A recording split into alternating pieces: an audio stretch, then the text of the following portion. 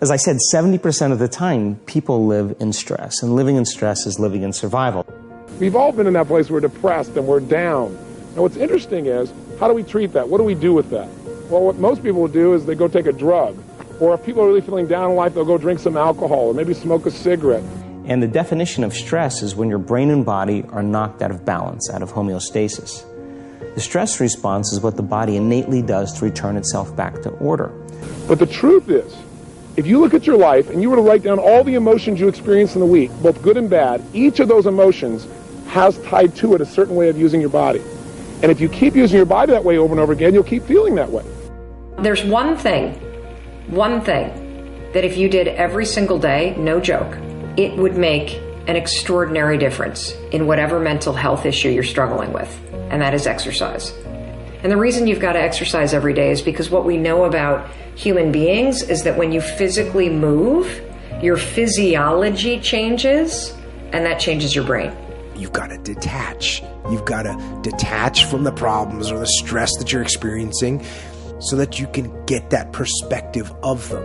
Now, there's a couple different types of stress. Now, if it's something that you can control that's causing you stress, well, why aren't you getting control of it? Generally, it's a lack of discipline. So you gotta have the discipline to grab control and make it happen. And when I say you need discipline for that, what that means is these stresses that you're avoiding, they're not gonna go away if you avoid them. So take the discipline to face the stressful situation. Get ahead of it. Don't be afraid of it. Now, there's also stress that's caused by things that you cannot control. And if you remember talking earlier about artillery and how horrible that was, and what made it so horrible was that there's no control over it. So if you can't control something and you can't get control of it, you have to at least embrace what you can. And I'm not saying you're going to embrace artillery shelling, but I'll tell you what, there's only so much you can do, and you cannot completely eliminate it. But you can't control it, so why are you going to worry about it? Why are you going to stress about it? Getting your heart rate up, getting outside, breathing, feeling connected, getting out of your house, which may make you feel depressed and trapped. Doing that every day, that physical push. You don't have to run. You don't have to go to an aerobics class. Get outside with your dog in the woods. Walk with a good friend for 2 or 3 miles. Doing that every single day not only moves your body, which changes your mind, it gets you out of your physical environment, which is one of the things that people with depression tend to have a hard time doing. And it also creates a bit of momentum and a bit of a routine in your life. You take on just that single thing. Get outside and exercise every single day as if your life depends upon it. Because you know what? It does. Your brain needs it. Your body needs it. Your mental health needs it. Meditation was fantastic. Meditation is the biggest gift that I can give anyone. And I would say more than anything, it is whatever reason for success I've had. Because it allows one, back to the 2 U's, I'll clarify. What I mean is that in your mind, we think, what do you want? And the reality is, when you look at the neuroscience and psychology, that there are different parts of your brain that want different things. And so, in the simplest sense, there is the logical part of your brain that you're conscious of. It's called the conscious. And you think you're being logical and you want to make those decisions. And then there's the subliminal, below the limbic system, part of the brain, which is the emotional, and it's not as conscious to you. But it has more of an influence on you than really the logical one. And so they're not aligned. And so when you're experiencing that pain, or let's say the ego, right, there were 2 main things. You got an ego barrier and a blind spot barrier. If you can get past your ego barrier and you get past your blind spot barrier, you can accomplish anything, because you also know that you don't have to do everything, you don't have to figure it out yourself. You can take in from other people the different ways to approach things in the best possible way. And so the realization that we all are really struggling with ourselves, and to think which is in control. Meditation helps to deal with the alignment of those 2 things, because both are valuable. In other words, intuition, imagination, the things we really love come from our subliminal us's, right? Our needs, whatever they may be. They come from here, that subliminal. They may be valuable. They may be damaging. You don't know the difference. And so when they come up and you're looking at those with your logical mind and you can align those things, you're probably in good shape. If you can do that alignment between the subliminal and the logical, and you can do that with other people, so that you can triangulate with other people and say, does that make sense? And get alignment. That alignment is the path to the future, because you only have to know what the best things to do are. You don't have to have them all come up from your head. And for God's sakes, don't be overly opinionated, because just because you have that opinion, it doesn't mean it's true. So that's where the two U's and the alignment really is so important. As I said, 70% of the time, people live in stress, and living in stress is living in survival. And the definition of stress is when your brain and body are knocked out of balance, out of homeostasis. The stress response is what the body innately does to return itself back to order. When you turn on the stress response, and you can't turn it off, now you're headed for disease, because no organism in nature can live in emergency mode for that extended period of time. It's a scientific fact that the hormones of stress downregulate genes and create disease, long-term effects. Human beings, because of the size of the neocortex, we can turn on the stress response just by thought alone. We can think about our problems and turn on those chemicals. That means then our thoughts could make us sick. So if it's possible that our thoughts could make us sick, is it possible then our thoughts could make us well? And the answer is absolutely yes.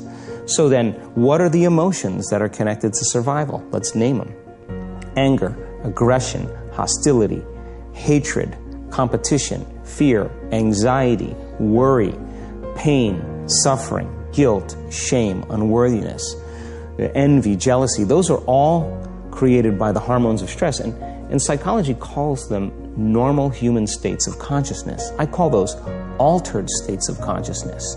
So then, we tend to remember those traumatic events more, because in survival, you better be ready if it happens again. And when the survival gene is switched on, you could have 10 really great things that happen to you in your day.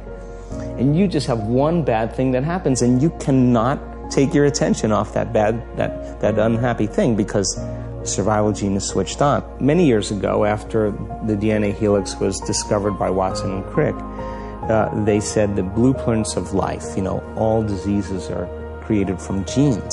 It turns out less than 5%, more like 1% of people on the planet are born with a genetic condition like type 1 diabetes or Tay-Sachs disease or sickle cell anemia. The other 95 to 99% are created by lifestyle and by choices. You can take two identical twins, exact same genome. One dies at 51, the other one dies at 85. Same gene, different environment. So all of a sudden they said, we lied. That was wrong. It's not genes that create disease. It's the environment that signals the gene that creates disease. Well, okay. But that's not the whole truth, too, because you could have two people working side by side in the same factory.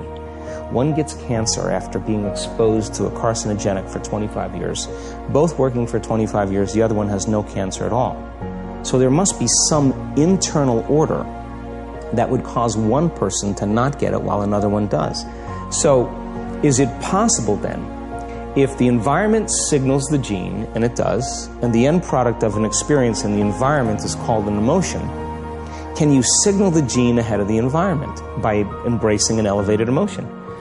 We've done the research on this. We measured 7,500 different gene expressions in a group of people that came to an advanced event for 4 days. And we had them doing a seated meditation, a walking meditation, a laying down meditation, a standing meditation. And at the end of 4 days, just 4 days, the common 8 genes that were upregulated, 2 genes to suppress cancer cells and tumor growth, 2 genes for neurogenesis, the growth of new neurons in response to novel experiences and learning, the gene that signals stem cells to go to damaged areas and repair them, the gene for oxidative stress was upregulated. We started seeing all these genes that are very, very healthy to cause the body to flourish. Imagine if people were doing that for 3 months. We also measured telomeres, the little shoestrings on the end of DNA that tell us our biological age. We asked people to do the work, meditation, 5 out of 7 days for 60 days. Measure their telomeres that determine their biological age. 60 days later, 74% of the people lengthened their telomeres. 40% significant change. 20% a very remarkable change. That means that they got a little bit of their life back. If it had lengthened by 10%, they got 10% of their life back.